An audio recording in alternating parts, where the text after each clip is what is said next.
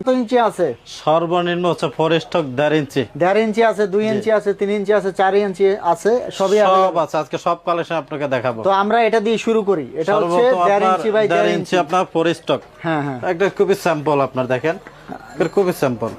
এটা হচ্ছে আপনার same Japan brand, same Japan ব্র্যান্ডের হবে আর কি। সেম জাপান ব্র্যান্ড হচ্ছে কি আপনার 5 ঘোড়া হচ্ছে কি আপনার ইঞ্জিন ক্যাপাসিটি 5 ঘোড়া। এখানে দেখে নেবে সবকিছু আপনার পোর্টেবল, খুবই সুন্দর একটা মাল।